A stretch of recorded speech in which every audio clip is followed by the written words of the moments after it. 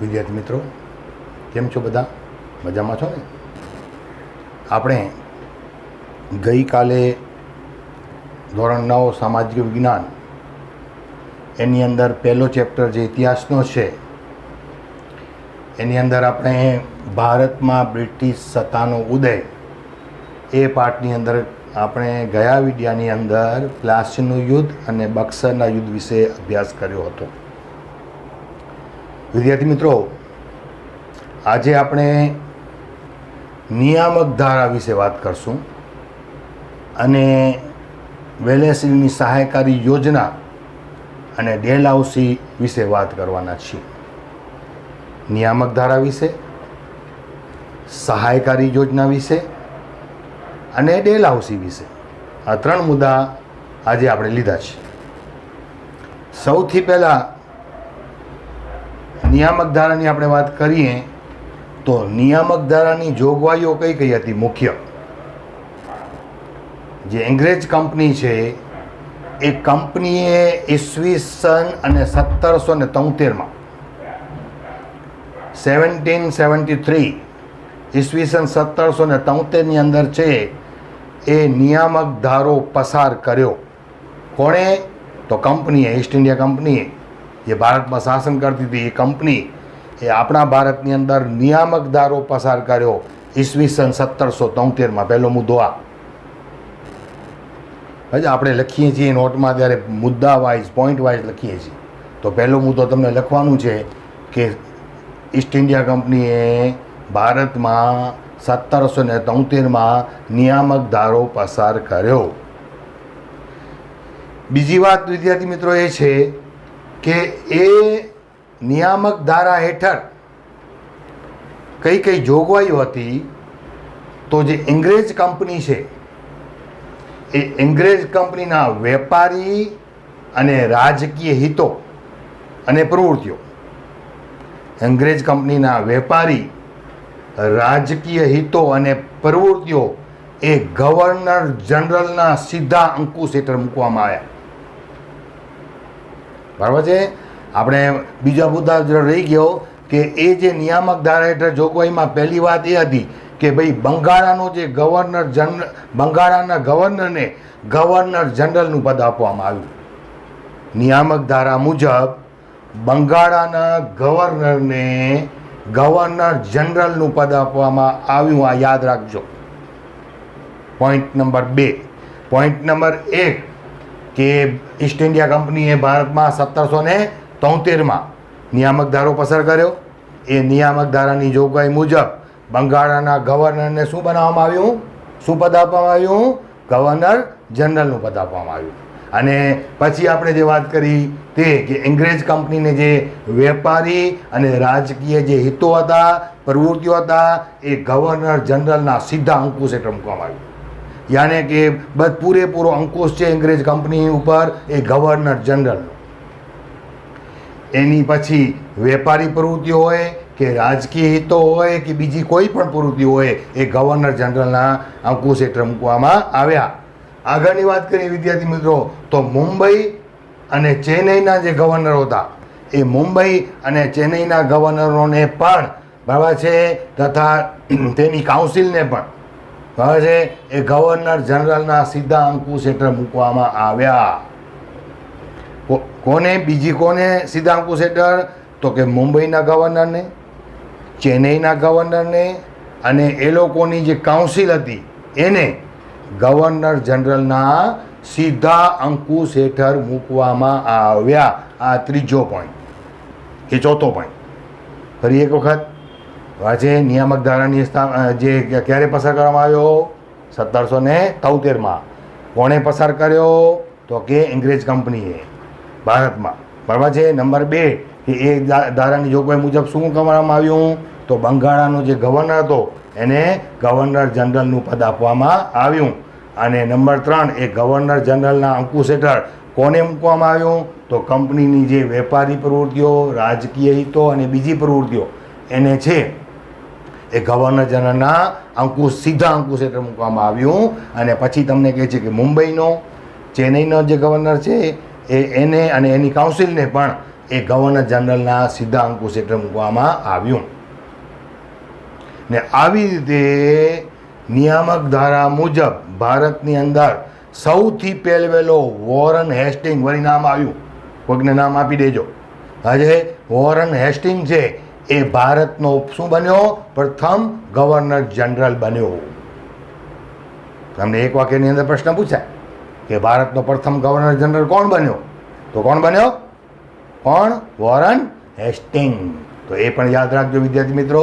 તો આવી રીતે તમને 3 માર્ક્સની અંદર પ્રશ્ન પૂછાય કે નિયામક ધારાની જોગવાઈઓ કઈ કઈ છે, તો આપણે આ 4 મુદ્દા કે 5 મુદ્દા લખવાના છે. યાદ રહી જશે બરોબર? યાદ રાખવાનો બરોબર પ્રયત્ન કરજો વિદ્યાર્થી મિત્રો.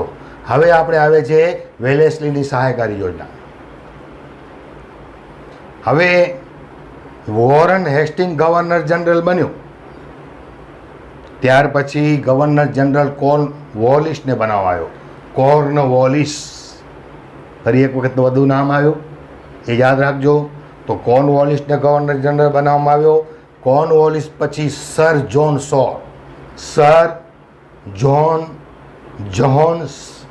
સોર, સર જ્હોન સોર એને જે હવે એ જે ગવર્નર જનરલ હતો ને એની તટસ્થતાની નીતિ હતી.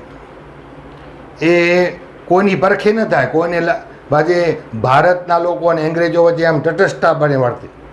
હવે એની જે નીતિ હતી, એક વાક્યની અંદર પ્રશ્ન વિકલ્પની અંદર ખાલી જગ્યાની અંદર પ્રશ્ન પૂછાય કે સર જ્હોન સોરની કઈ નીતિ હતી? તો તટસ્થાન નીતિ. એ તટસ્થાન નીતિને કારણે છે ને એ કંપનીની સરકારને ઘણું બધું નુકસાન થયું. હવે જે ઘણી બધી છે એની જે પ્રતિષ્ઠા ઘટી ગઈ સર જ્હોન સોરને કારણે. ગવર્નર જનરલ બનાવી તો લીધો, એની તટસ્થાન નીતિને કારણે કંપનીની પ્રતિષ્ઠા ઘટી. એટલા માટે એને હટાવી અને વેલેસ્લીના માથે છે વેલેસ્લીને ગવર્નર જનરલ બનાવવામાં આવ્યું. અને વેલેસ્લીના માથે છે એ કંપનીને ભારતમાં ફરી પાછો સર્વોપરી બનાવવું હતું. જેની પ્રતિષ્ઠા ઘટી ગઈ હતી એ પ્રતિષ્ઠાને પુનઃ પ્રાપ્ત કરવું હતું. બરાબર છે?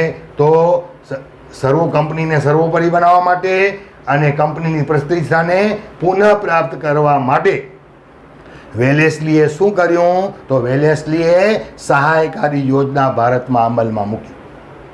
તો સહાયકારી યોજના કોણે અમલમાં મૂકી? તો કે વેલેસ્લીએ. શું કામ?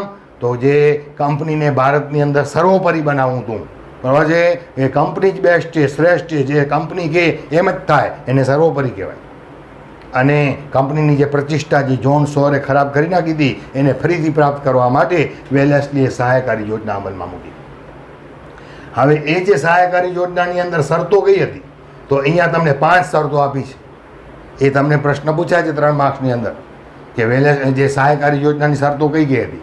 તો ફરી એક વખત પહેલી શરત એ હતી કે જે રાજ્ય આ યોજના સ્વીકારે એ રાજ્યને સ્વીકાર કરનાર રાજ્યને અંગ્રેજ સરકાર તરફથી તાલીમ પામેલો સૈન્ય મળશે, એને સૈન્ય મોકલવામાં આવશે. જે રાજ્ય અંગ્રેજોની વેલેસ્લીની સહાયકારી યોજના સ્વીકારે એને તાલીમ પામેલો સૈન્ય મોકલવામાં આવશે. અને આ તાલીમ પામેલો જે સૈન્ય છે એ રાજ્યની આંતરિક અને બાહ્ય આક્રમણથી એ રાજ્યને રક્ષણ આપશે. સૈનિકનું કામ શું? રક્ષણ આપવાનું. તો એ જેવો તેવા સૈનિક નહોતા, અંગ્રેજોના તાલીમ પામેલા સૈનિકો હતા. તો એ તાલીમ પામેલા સૈનિકો અંગ્રેજો એ રાજ્યને આપશે. જે લોકો રાજ્ય સહાયકારી યોજના સ્વીકારે એને એ તાલીમ પામેલા સૈનિકો આપશે. અને એ જે સૈનિકો છે એ આંતરિક અને બાહ્ય આક્રમણથી શું કરશે? રક્ષણ આપશે રાજ્યને. તો એ કાંઈ મફતમાં સૈનિક નહોતા આપતા, બહુ હોશિયાર હતા. રાજે એને તો સર્વોપરી બનાવતું. તો બીજી વાત એ છે કે જે રાજ્યને એ લોકો તાલીમ પામેલા સૈનિકો આપશે એ લોકો પાસે લશ્કરી ખર્ચ પેટે રૂપિયા વસૂલ કરશે, નાણાં વસૂલ કરશે અંગ્રેજો. વેલેસ્લી એ રાજ્યને એમને મફતમાં નહોતો આપતો કાંઈ. આજે જે લશ્કરી આપતો તો એ લશ્કરના લશ્કરી ખર્ચ પેટે આજે એ રકમ વસૂલ કરવાની. અને જે રાજ્ય એ ભારે રકમ ન આપી શકે તો એ રાજ્યને શું કરવાનું? તો એ રાજ્યને છે તેટલી ઉપજનો પ્રદેશ આપી દેવાનો પોતાનો અંગ્રેજોને. આજે એટલા પાસે પૈસા ન હોય તો કે ભાઈ આ જમીન છે, આ પ્રદેશ છે, અમે તમને આપીએ છીએ, તો એટલી રકમનો, એટલી ઉપજ થતી હોય એ ખર્ચની, એટલી ઉપજનો છે એ પ્રદેશ આપી દેવાનો. તો બીજી શરત એ હતી. પહેલી શરત તાલીમ પામેલો સૈનિક આપવાનું હતું ભાજે, જે લોકો યોજના સ્વીકારે એને ભાજે, અને એ જે લશ્કર આંતરિક અને બાહ્ય આક્રમણનું રક્ષણ કરે. પછી એના પેટે શું આપવાનું હતું? લશ્કરી ખર્ચ પેટે મોટી રકમ, અને જો એ રકમ ના આપી શકે તો એટલા ઉપજનો શું આપવાનો હતો અંગ્રેજોને? એ પ્રદેશ આપવાનો હતો. હવે ત્રીજી શરત એ હતી કે એ જે રાજ્યે સહાયકારી યોજના સ્વીકારી છે એ રાજ્ય આજે અંગ્રેજોની મંજૂરી વગર, કંપનીની મંજૂરી વગર ન તો બીજા કોઈ રાજ્ય સાથે યુદ્ધ કરી શકે કે ન તો બીજા કોઈ રાજ્ય સાથે સંધિ કરી શકે. યુદ્ધ કરવું હોય તો કંપનીની પરવાનગી લેવાની, સંધિ કરવી હોય તો કંપનીની પરવાનગી લેવાની, એ પણ શરત હતી. જે લોકો સહાયકારી યોજના સ્વીકારે એ યુદ્ધ કે સંધિ ન કરી શકે કોઈની રાજ્ય સાથે. તો એ શરત હતી. બાજે ચોથી શરત હતી કે દરેક રાજ્યની અંદર સહાયકારી યોજનાનો અમલ કેમ થાય છે, બરાબર થાય છે કે નહીં, એના માટે એ રાજ્યની અંદર અંગ્રેજ પ્રતિનિધિ રાખવાનો હતો. અંગ્રેજોને એક માણસ રાખવાનો હતો, પ્રતિનિધિ. એટલે આજે એ રાજ્યની અંદર મુખ્ય અંગ્રેજોનો પ્રતિનિધિ રાખવાનો હતો. એ પણ ચોથી શરત હતી,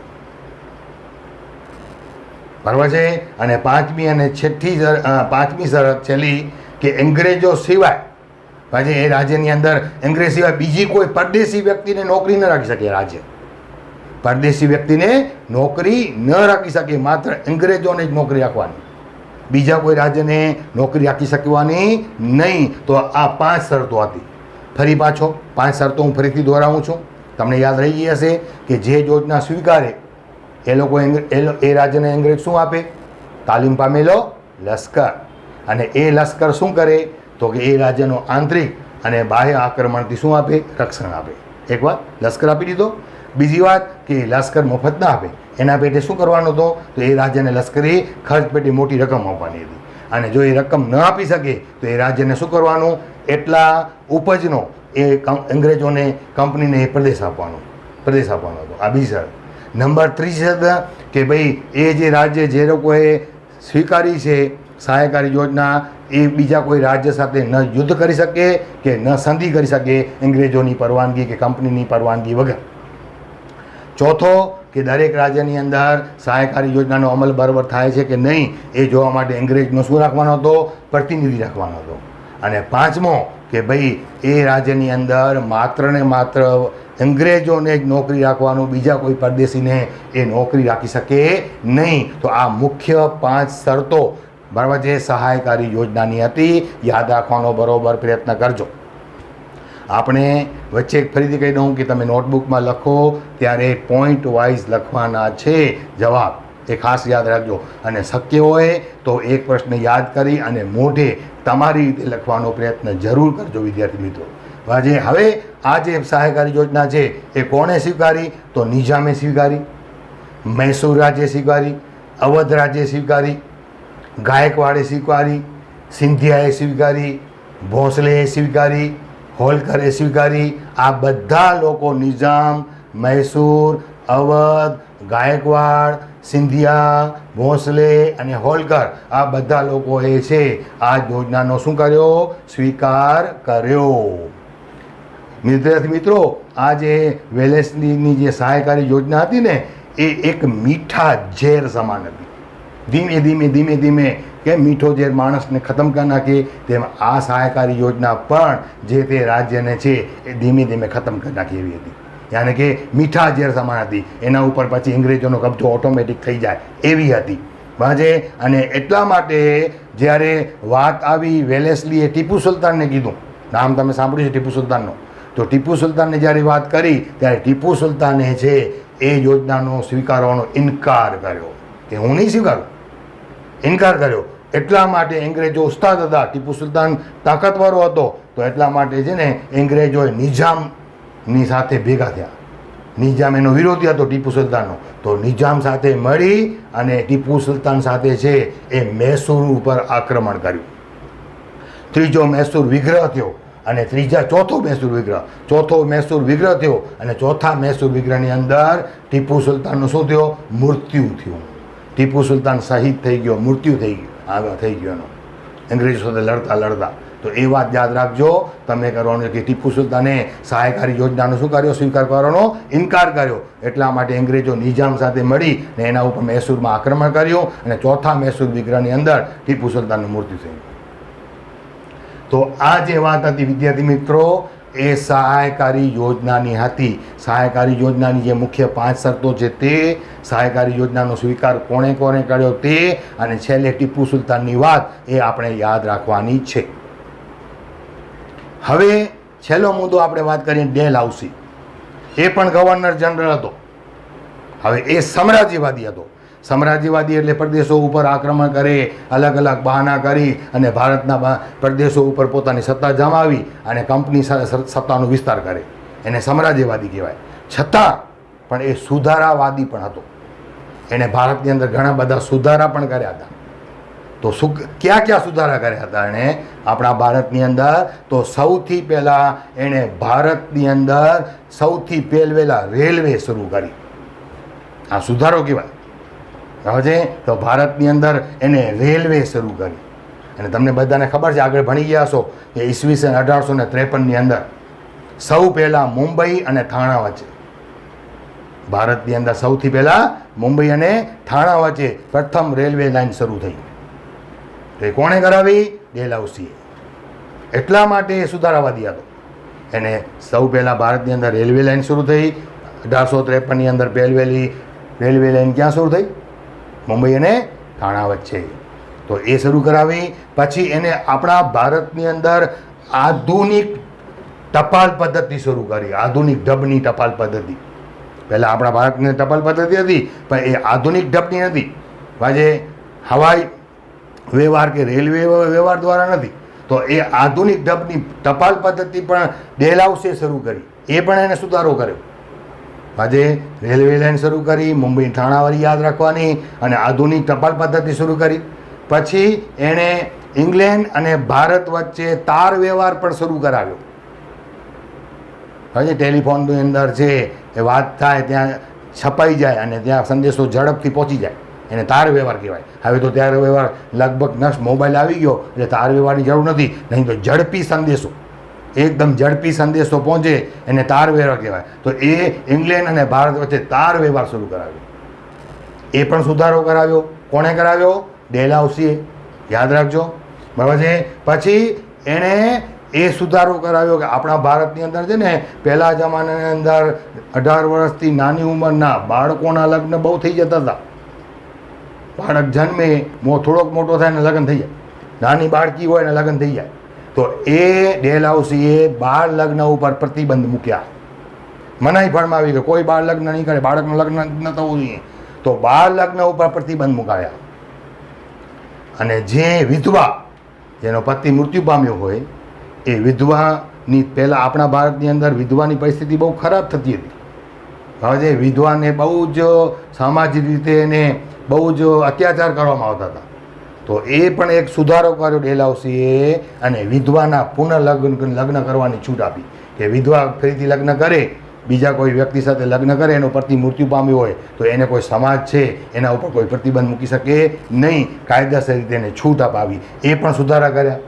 બાળ લગ્ન ઉપર પ્રતિબંધ અને વિધવા પુનઃલગ્નની છૂટ આપી, એ પણ એને સુધારા કર્યા. બરાબર છે. પછી એણે જાહેર બાંધકામ ખાતાની શરૂઆત કરી. જાહેર બાંધકામ ખાતું બધા માટે જે બાંધકામ ઉપયોગી હોય એને જાહેર બાંધકામ કહેવાય. રસ્તાઓ છે કે મોટા મોટા હોલ છે કે જે પબ્લિકને સુવિધા આપવા માટે જે પણ કાંઈ બાંધકામ હોય એને જાહેર બાંધકામ કહેવાય. તો જાહેર બાંધકામની શરૂઆત કરી ડેલહાઉસીએ. એ પણ એને સુધારા કર્યા. બરાબર છે. અને પછી તમને કહે છે કે કંપનીના વહીવટમાં પણ એને સુધારા કર્યા ઘણા બધા. તો આટલા બધા સુધારા કર્યા એટલા માટે ડેલહાઉસી સામ્રાજ્યવાદી હતો, છતાં પણ કેવો હતો? સુધારાવાદી હતો. તો ફરી એક વખત યાદ રાખીએ, રેલવેની શરૂઆત કરી. 1853ની અંદર મુંબઈ અને થાણા વચ્ચે રેલવે લાઇન શરૂ થઈ. આધુનિક તાર ટપાલ પદ્ધતિની શરૂઆત કરી આવી. પછી ઇંગ્લેન્ડ અને ભારત વચ્ચે તાર વ્યવહાર શરૂ થયો. ભાજે બાળ લગ્ન ઉપર પ્રતિબંધ મુકાવ્યો, વિધવાના પુનઃલગ્ન કરવાની છૂટ આપી, ભાજે જાહેર બાંધકામ ખાતાની શરૂઆત કરાવી એણે, ભાજે પછી કંપનીના વહીવટનો એની અંદર સુધારા કરાવ્યા અને આવી રીતે ઘણા બધા સુધારા કરાવ્યા. એટલા માટે ડેલહાઉસી છે એ સામ્રાજ્યવાદી હોવા છતાં પણ કેવો હતો? સુધારાવાદી હતો. તો વિદ્યાર્થી મિત્રો, આપણે એટલા મુદ્દા બરાબર યાદ રાખી લેજો. તો આજે આપણે છે નિયામક ધારા વિશે વાત કરી. 1773 ગવર્નર જનરલનું પદ આપવામાં આવ્યું. આજે અંગ્રેજોનો કંપની વેપારી અને અંગ્રેજ કંપની વેપારી રાજકીય હિતો અને પ્રવૃત્તિઓ ગવર્નર જનરલના સિદ્ધાંકો હેઠળ મૂકવામાં આવ્યા. પછી મુંબઈ ચેન્નઈના ગવર્નરો તથા તેના કાઉન્સિલને પછી ગવર્નર જનરલના સિદ્ધાંકો હેઠળ મૂકવામાં આવ્યા. વોરન હેસ્ટિંગ ભારતનો પ્રથમ ગવર્નર જનરલ બન્યો, એ યાદ રાખવાનું છે. પછી વેલેસ્લીની સહાયકારી યોજના કે ગવર્નર હેસ્ટિંગ પછી કોર્નવોલિસ બાદ સર જોન શોર આવ્યો, એની તટસ્થાન નીતિ હતી, એના કારણે કંપનીની પ્રતિષ્ઠા બહુ ઘટી હતી. વાજે તો ત્યારબાદ છે વેલેસ્લી છે એ કંપનીની પ્રતિષ્ઠાને પુનઃપ્રાપ્ત કરવા અને ભારતને કંપનીને સર્વોપરી બનાવવા માટે સહાયકારી યોજના શરૂ કરી. એ સહાયકારી યોજનાની અંદર વાજે જે લોકો સ્વીકારે એની શરતો હતી કે જે યોજના સ્વીકારે એને તાલીમબંધ સૈનિકો અંગ્રેજો આપે અને એ સૈનિકો છે એ રાજ્યના આંતરિક બાહ્ય આક્રમણથી રક્ષણ આપે, એ વાત છે. એના પેટે જે રાજ્યને લશ્કરી ખર્ચ આપવાનો હતો અથવા તો ન આપી શકે તો તેટલી ઉપજનો એને પ્રદેશ આપવાનો હતો. પછી નંબર 3 શરત એ હતી યુદ્ધ કે સંધિ એ અંગ્રેજોની કે કંપનીની પરવાનગી વગર એ કોઈની સાથે રાજ્ય સાથે યુદ્ધ કે સંધિ ન કરી શકે. પોતાના રાજ્યની અંદર અંગ્રેજી પ્રતિનિધિ રાખવાનો ફરજિયાત હતો અને અંગ્રેજ સિવાય કોઈ પરદેશીઓને નોકરી રાખવાનો નહોતું. બાબાજે એ યોજનાનો સ્વીકાર નિઝામે, મૈસૂર અવધે, ગાયકવાડે, સિંધિયાએ, ભોસલે, હોલકર યોજનાનો સ્વીકાર કર્યો, એ વિશે વાત થાય છે. પછી આ યોજના એક મીઠા ઝેર સમાન હતી બાબાજે અને ટીપુ સુલતાને આ યોજના સ્વીકારવાનો ઇનકાર કર્યો. એટલા માટે ટીપુ સુલતાન અંગ્રેજોએ નિઝામ સાથે મળી અને કંપનીનું જે કંપનીએ મૈસૂર ઉપર આક્રમણ કરી દીધું અને ચોથા મૈસૂર વિગ્રહની અંદર ટીપુ સુલતાનનું મૃત્યુ થયું. અને પછી આપણે ડેલહાઉસી વિશે વાત કરી કે સુધારા ક્યાં ક્યાં કર્યા તે બરાબર છે. તો વિદ્યાર્થી મિત્રો, આ પ્રશ્ન હતો, બરાબર સમજવાનો પ્રયત્ન કરજો, પોઈન્ટમાં લખવાનો પ્રયત્ન કરજો, જરૂર લખજો. 1 2 3 વખત છે એ વિડીયો જોજો, શક્ય હોય તો ચોપડી વાંચજો અને પછી મોઢે લખવાનો પ્રયત્ન જરૂર કરજો. પરીક્ષામાં વાંચ્યા વગર તમને આ પ્રશ્ન લખતા આવડી જશે એની ગેરંટી અનિપ સાહેબની છે. તો આપણે નવા વિડીયો સાથે નવા પ્રશ્ન સાથે ફરી મળશું. ત્યાં સુધી ગુડ બાય, થેન્ક યુ.